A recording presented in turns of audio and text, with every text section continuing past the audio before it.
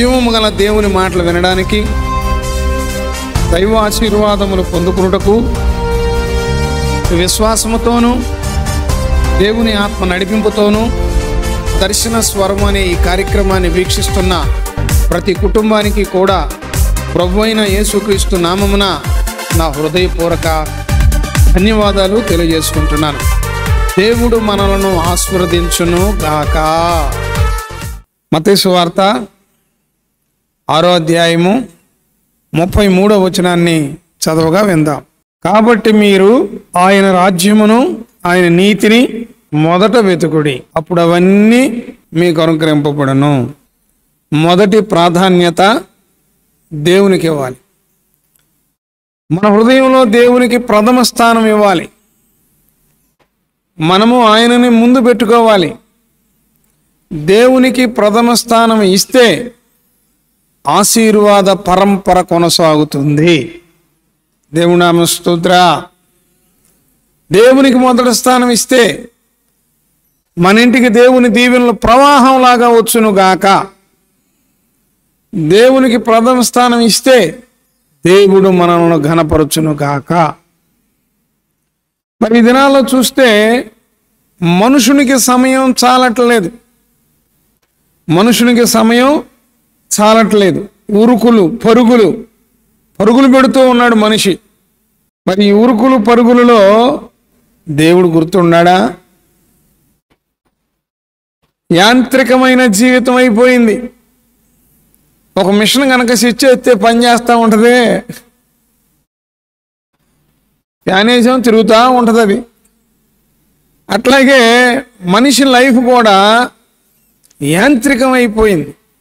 నా చిన్నతనంలో అనుకునేవాళ్ళు పెద్ద పెద్ద టౌన్లో బొంబాయి, ఢిల్లీ, చెన్నై, మరి ఆ యొక్క పట్టణాల్లో ఉన్న వాళ్ళ జీవన విధానము, వాళ్ళ జీవితం యాంత్రికమైన జీవితం, మెకానికల్ లైఫ్ అనేవాళ్ళు. ఏది పెద్ద పెద్ద పట్టణాల్లో నివసించే వారిని. ఇప్పుడు అంతటా అట్లాగే అయిపోయింది. ఇప్పుడు పెద్ద లేదు, చిన్న లేదు, ఇప్పుడు అంతా కూడా యాంత్రికం అయిపోయింది. స్పీడ్, బిజీ లైఫ్, పరుగులు. ఏమండి, పొద్దునే లేగవాలి, ఆ కూరగాయలు తెచ్చుకోవాలి, ఆ పిల్లలను సర్దుకోవాలి, పిల్లలకు కావాల్సినవి ఏమండి ఆ తయారు చేసి వాళ్ళని స్కూల్కి పంపించి మళ్ళీ వచ్చి ఆఫీస్కి వెళ్ళి మరలా అన్నీ తయారు చేసుకుని మరలా రేపుడు ఖర్చుల కోసం సిద్ధపరుచుకుని ఇదంతా కూడా ఉరుకులు పరుగులతో కూడినటువంటి పరిస్థితి. అదివరకు ఇంట్లో ఎక్కువ మంది ఉండేవాళ్ళు, పిల్లలను స్కూల్ కొంతమంది తీసుకెళ్ళేవాళ్ళు, సరుకులు కొంతమంది తెచ్చేవాళ్ళు, కొంతమంది పనిచేసేవాళ్ళు, కొంతమంది సహకరించేవాళ్ళు, కొంచెం ఫ్రీగా ఉండేది. ఇప్పుడు ఎవరితో పని లేదు. తాతయ్య అవసరంలా, నాయనమ్మ అవసరంలా, మేనమామ అవసరంలా, మేనత్త అవసరంలా, డింగ్ అంటే వీళ్ళిద్దరే ఉంటారు. వీళ్ళిద్దరే అన్నీ చూసుకోవాలి, వీళ్ళిద్దరే అన్నీ చూసుకోవాలి. మరి ఇన్ని చూసుకుంటున్న సమయంలో ప్రార్థన చేసుకుంటాం కుదురుద్దా? వాక్యం చదవటం కుదురుద్దా? పాటలు పాడుకుంటాం కుదురుద్దా? దేవుడు చేసిన అద్భుత ఆశ్చర్య మహిమ కార్యాలు నెమరు వేసుకుంటాం కుదురుద్దా? మరి దేవునికి ప్రాధాన్యత ఇవ్వడం కుదురుద్దా? ఇవన్నీ చేసుకుని సాయంత్రానికి అంటాం. ఇంకా ప్రార్థన ఎక్కడ? మోకరితే ముందు పట్టమే, బైబిల్ తెరిస్తే కళ్ళు మూసుకుపోవటమే. ఏది మరి నీ సమయం? మరి నువ్వు ప్రాధాన్యత ఇచ్చినట్టు ఏది? మనకి ఇవన్నీ కావాలని దేవుడికి తెలుసు, ఇవన్నీ ఇవ్వాలని కూడా అంతకన్నా తెలుసు. మన ప్రయాణంలో కావలసిన వసతులన్నీ దేవుడు ఇస్తాడు. వీటికంటే మొదట ఆయన నీతిని, ఆయన రాజ్యమును వెతికినట్లయితే తప్పకుండా ఇవన్నీ మనకు అనుగ్రహింపబడతాయి. అటు కృప దేవుడు మనకు దయచేయును గాక. మరి మొదట ఆయన రాజ్యమును నీతిని వెతికితే అన్నీ లభిస్తాయి. క్రీస్తు లేకుండా, దేవునికి ప్రథమ స్థానం ఇవ్వకుండా మనం ఎంత ఎత్తుకు ఎదిగినా, ఎంత సమకూర్చుకున్నా అదంతా శూన్యమే. దానివల్ల ప్రయోజనం ఏమీ ఉండదు. క్రీస్తులో మనం ఉండాలి. మన హృదయంలో క్రీస్తుకు ప్రథమ స్థానం ఇవ్వాలి. మొదట ఆయన మీద ఆధారపడాలి. మొదటి స్థానము ఆయనకి ఇవ్వాలి. ఇవ్వకపోతే ఈ దినాన ఇది చేయకుండా చాలామంది, ఎక్కువ మంది ప్రజలు పొలం సంపాదించుకోవాలి, ఇళ్ళు సంపాదించుకోవాలి, తోటలు సంపాదించుకోవాలి, బంగారం సంపాదించుకోవాలి, వెండి సంపాదించుకోవాలి, దాసీని సంపాదించుకోవాలి, సొసైటీలో ఘనత సంపాదించుకోవాలి తలంచుకుంటున్నారు. ఇవి సంపాదించుకోవడం తప్ప నేను అంటలా. ఈ విధమైన ఆశ కలిగి ఉండటం పొరపాటని అంతకన్నా అనట్లా. ఇవన్నీ దేవుడు నీకు ఇస్తాడు. మొదట ఆయనకు నువ్వు స్థానం ఇస్తే ఇవన్నీ దేవుడు నీకు ఇస్తాడు. మొదట ఆయనకి స్థానం ఇచ్చినప్పుడు, దేవుడు నిన్ను ఘనపరిచినప్పుడు వీటి మీద కంటే దేవుని మీదే ఎక్కువ మనసు ఉంటుంది నీకు. దేవుని నామ స్తోత్ర. నీకు కలిగిన వాటి అన్నిటికంటే కూడా నీకు దేవుని మీదే ఎక్కువ మనసు ఉంటుంది. ప్రథమ స్థానం ఆయనకి ఇస్తే, ఒకవేళ ఆయనకి ఇవ్వకుండా ఇవి సంపాదించుకుంటాం, ఇవి వనగూర్చుకుంటంతోనే నీ ప్రయాణాన్ని కొనసాగిస్తే, ఆ తర్వాత వెనక్కి తిరిగి చూసుకుంటే ఇంతవరకు నువ్వు ప్రయాసపడి కష్టపడిందంతా కూడా వృధా అనిపించుద్ది. నీ మనసుకి అనిపించుద్ది. జ్ఞాని అయిన సొలొమోను ఇలా ప్రయత్నం చేశాడు. అతని నోటితో అతనే ఒప్పుకున్నాడు ఇదంతా వృధా అని. ప్రసంగి గ్రంథము 2వ అధ్యాయము 4 నుండి 15 వచనాల దాకా మీరు చూసుకోండి. నేను గొప్ప పనులు చేయబూనుకుంటుని, నా కొరకు ఇండ్లు కట్టించుకుంటుని, ద్రాక్ష తోటలు నాటించుకుంటుని. అప్పుడు నేను చేసిన పనులన్నీ వాటి కొరకే నేను పడిన ప్రయాసమంతయు నేను నిదానించి వివేచింపగా అవన్నీ వ్యర్థమైనవిగాను, ఒకడు గాలికి ప్రయాసపడినట్టుగాను అగుపడెను.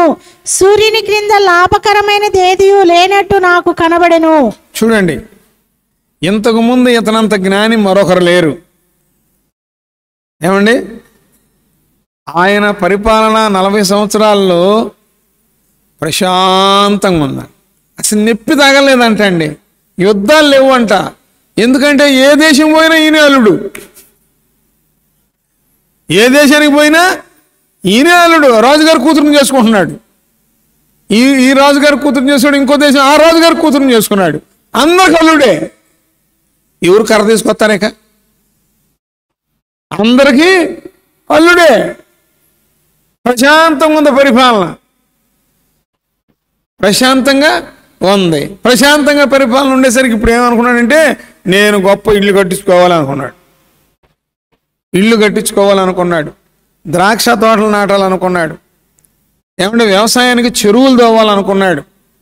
అక్కడ అన్నీ ఎంత స్పష్టంగా రాయబడి ఉందోనండి.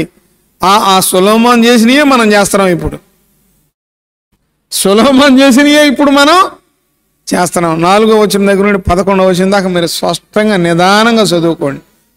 ఏమండి, ఇల్లు కట్టించుకోవాలనుకున్నాడు, ద్రాక్ష తోటలు నాటించుకున్నాడు.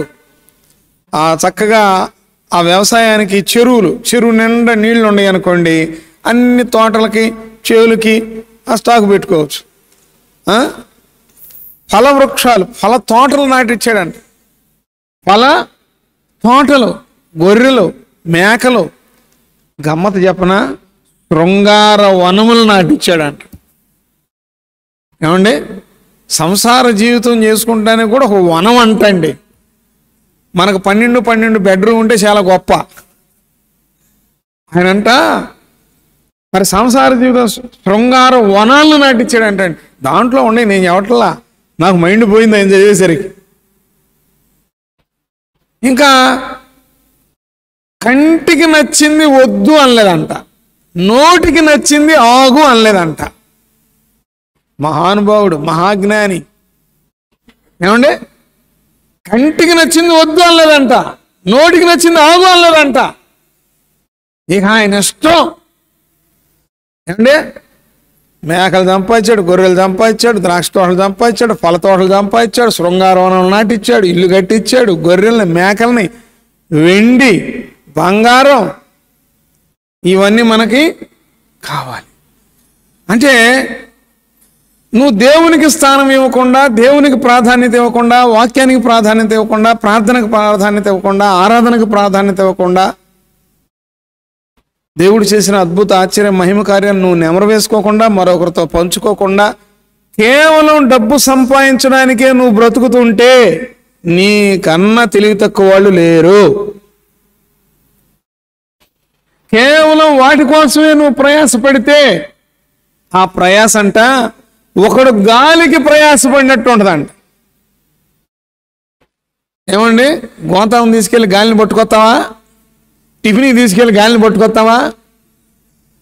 ఏమండి, గాలికై ప్రయాస ఎట్టంటే నిండిద్దా? నీ ప్రయాస కూడా అంతే, నీ ప్రయత్నాలు కూడా అంతే. ఒకడు గాలికి ప్రయాసపడినట్టుగా మాత్రమే మరి దేవునికి ప్రథమ స్థానం ఇవ్వకుండా ప్రయాసపడే వాళ్ళ ప్రయాస అట్లుంటుందంట.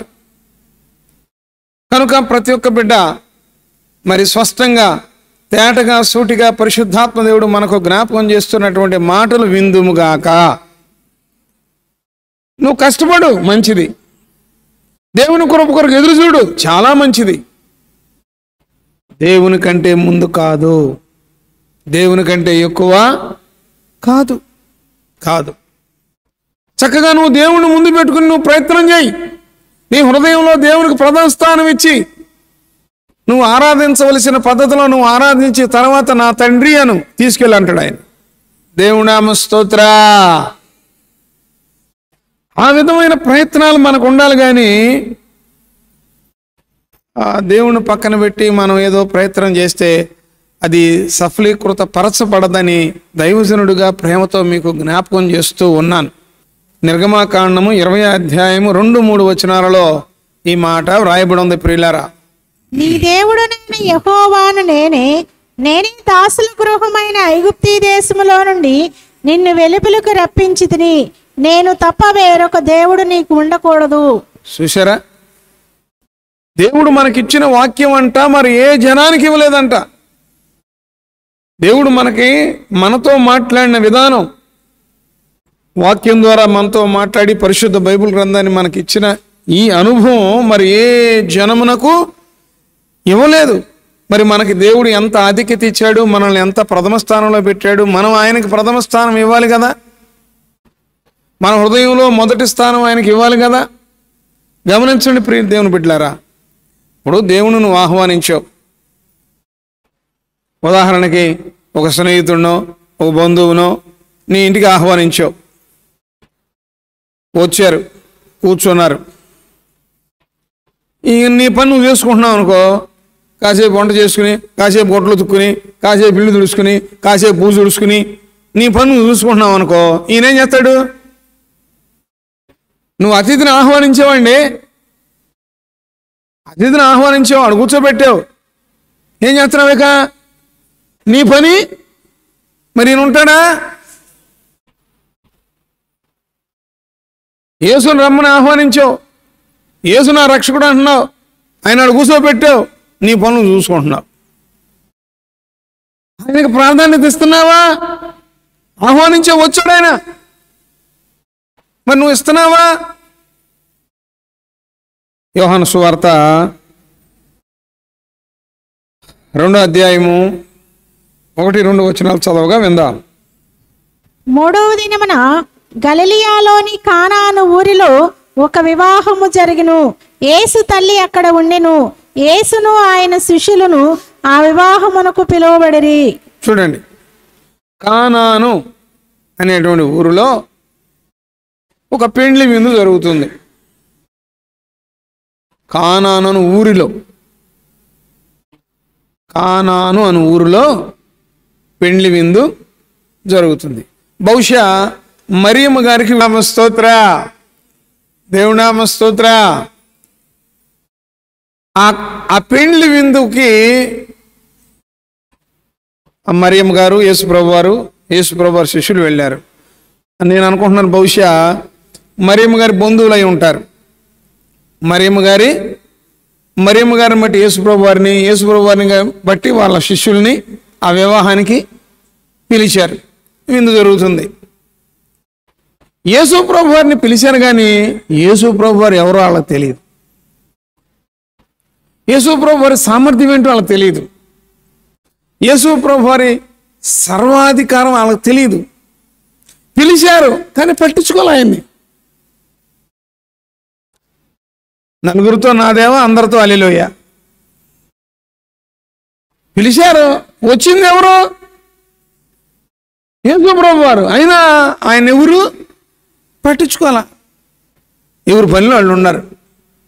ఖర్జూరకాయలు తినేవాళ్ళు ఖర్జూరకాయలు, ద్రాక్షకాయలు తినేవాళ్ళు ద్రాక్షకాయలు, ఏమండి ఆ రొట్టెలు తినేవాళ్ళు రొట్టెలు, అట్లు తినేవాళ్ళు అట్లు, ఏ తినేవాళ్ళకి ఆ పని మీద. ఈయనెవరు పట్టించుకోవాలా, ఈయనెవరు పట్టించుకోవాలా. సరే పిలిచారుగా, ఆయన పాపం ఆయన కూడా ఆడే ఉన్నాడు పాపం. ఎవరు పట్టించుకోవట్లా. మరి నువ్వు ప్రార్థన చేస్తున్నావు, నువ్వు అడుగుతున్నావు, ఆయన ఇంటికి వచ్చాడు అనుకో, నువ్వు స్తుతిస్తున్నావా? ఆయన నామస్మరణ ఉందా? ఆయన గణపరుస్తున్నావా? మరి ఆయన నువ్వు పట్టించుకుంటున్నావా? ఎక్కడెవరు పట్టించుకోవాలి? ఆయన వెళ్ళి పిలిచారు కానీ ఆయన ఎవరు పట్టించుకోవాలా. పట్టించుకోకపోతే మరి విందులో ద్రాక్షరసం అయిపోయింది. విందులో ద్రాక్షరసం అయిపోయింది. బాగా గమనించండి. ఆ ఇంటి వాళ్ళు యేసు ప్రభు యొక్క శక్తి సామర్థ్యాలు తెలిస్తే, యేసు ప్రభు వారికి ప్రాధాన్యత ఇస్తే వాళ్ళు వచ్చి అడిగేవాళ్ళు, దేవునామ స్తోత్ర. ఏం చేసేవాళ్ళు? యేసు ప్రభు వారి యొక్క విలువ వాళ్ళకి తెలిస్తే, యేసు ప్రభు వారిని పట్టించుకుంటే, యేసు ప్రభు వారికి ప్రథమ స్థానం ఇస్తే, ఆ విందు చేసే ఇంటి యజమానుడు ఆ ఇంటి వాళ్ళు వచ్చి, అయ్యా నువ్వు దైవ కుమారుడు అని నమ్ముతున్నాము, నువ్వు మా మరియమ్మ కొడుకు అని విశ్వసిస్తున్నాము, మరి మన ఆచారం మన మర్యాద చొప్పున ద్రాక్షరసం కావాలి కదా, అయిపోయిందయ్యా, ఇప్పుడు ఏం చేద్దాం, ఎలా చేద్దాం, మరి ఏదో చేసి నువ్వు ఆ కార్యక్రమం చూడయ్యా అని ఇంటి వాళ్ళు వచ్చి యేసు ప్రభు వారికి చెప్పాలి. అవునా కాదా? ఇక్కడ ఉన్నారా? అసలు యెరూషలేము వెళ్ళారా? దేవునామ స్తోత్ర.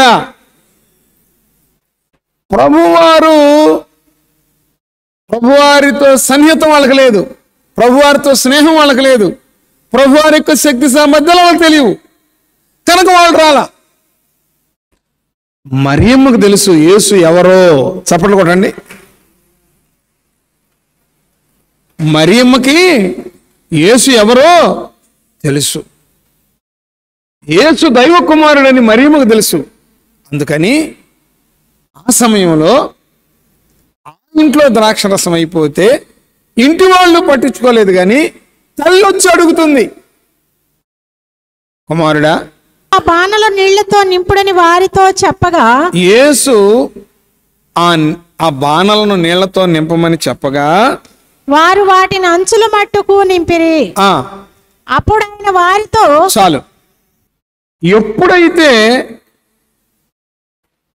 యేసు బాధ్యత, సమకూర్చే బాధ్యత నువ్వు అప్పగిస్తే, నువ్వు ప్రథమ స్థానం ఇస్తే యేసు ప్రభు దాన్ని తీసుకుంటాడు. నువ్వు ఆయనకు అప్పగిస్తే ఆ బాధ్యతను ఆయన తీసుకుంటాడు. దేవుడు ఆడికి వెళ్ళేసరికి ఏమైపోయిందండి? రంగు మారిపోయింది, రుచి మారిపోయింది.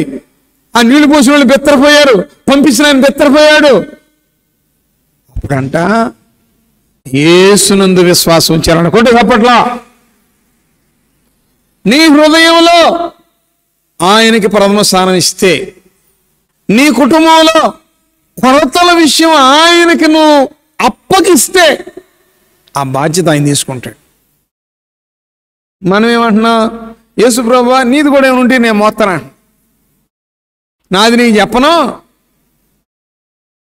నాది నేనే చేసుకుంటాను, ఇంకేమైనా చెప్పు నీది కూడా నేను చేస్తానా. ఎట్లా కుదురుద్దండి? ఆయన పిలుస్తుంటివి, బాధ్యత అప్పగించిపోతాంటివి. నేను ఆయన విశ్వాసం ఉంచుతానంటివి, నీ హృదయంలో ఆయన స్థానం అయిపోతాంటివి. వింటున్నారా? అర్థమవుతుందా? పిలిచారు విందుకి, కానీ ఎవరు పట్టించుకోవాలా. విందుకు పిలిచారు కానీ ఎవరు ఏదో నలుగురితో నాదేవా అంటే పని అయిపోద్దులే అన్నట్టుగా ఉంది. పిలిచారు కానీ పట్టించుకోవాలా.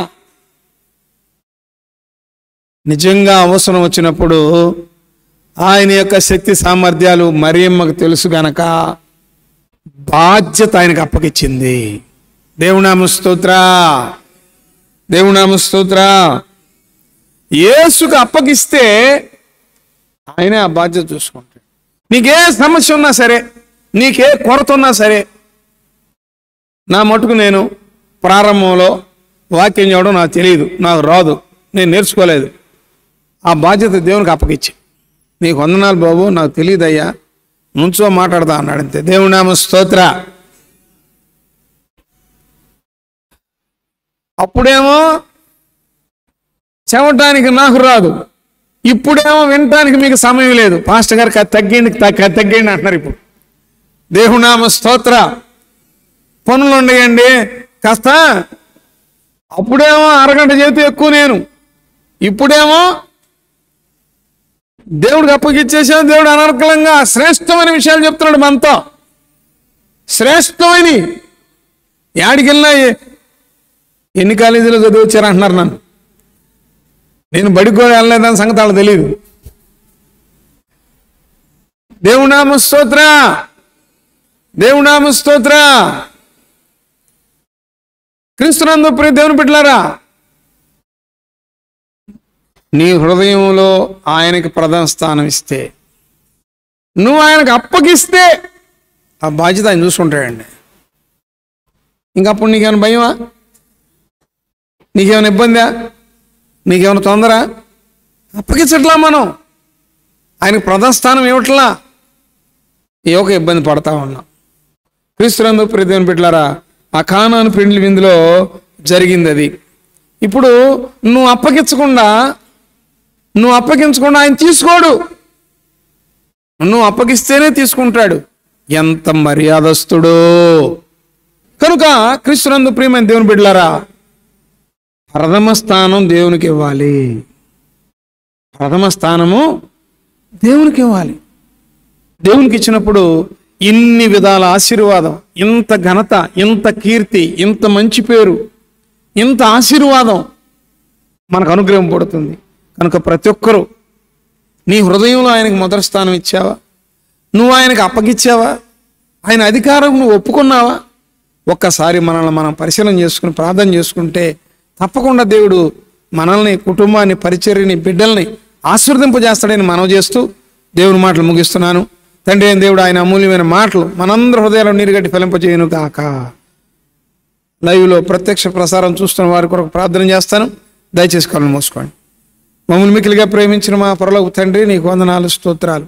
అయ్యా, ఎన్నిసార్లు మా ప్రవర్తన అంతటి మీద నీకు అధికారం ఇవ్వలేకపోయామేమో, మా రాబడి అంతట్లో ప్రథమ ఫలం నీకు ఇవ్వలేకపోయామేమో, నిన్ను ఆహ్వానిస్తున్నాం కానీ నీకు ప్రయారిటీ ఇవ్వలేకపోతున్నామేమో. ప్రభువా, మొదట నీకు ఇస్తే అది బహుగా బహుగా బహుగా బహుగా రెట్టింపు అవుతుందని మీ లేఖనంలో నుండి మాకు తెలియజేశారు. మీకు వందనాలు, స్తోత్రాలు నాయన. మరి ఈ మాటలు మేము ఎన్నోసార్లు చూసినప్పటికీ, విన్నప్పటికీ, చదివినప్పటికీ అద్భుతకరమైన, ఆశ్చర్యకరమైన విషయాలు ఈరోజు మాతో ముచ్చటించినందుకు స్తోత్రములు. ప్రభువా, మమ్మల్ని ప్రేమించి మా కొరకు మీ మాటలను దాచించినందుకు స్తోత్రం. సిద్ధపరిచిన మేలును బట్టి స్తోత్రం. అయ్యా, మరి ప్రత్యక్ష ప్రసారాల ద్వారా మీ మాటలు వినిన ప్రతి బిడ్డను దీవించండి. వాళ్ళకి సమృద్ధి దయచేయండి అయ్యా. వాళ్ళకి మంచి పేరు దయచేయండి, ఖ్యాతి దయచేయండి, ఘనత దయచేయండి, మేలు దయచేయండి ప్రభువా. అయ్యా మా హృదయంలో యేసును ప్రభువుగా ప్రతిష్ఠించుకునే, యేసును క్రీస్తుగా ప్రతిష్ఠించుకునే అనుభవం మాకు అనుగ్రహించండి.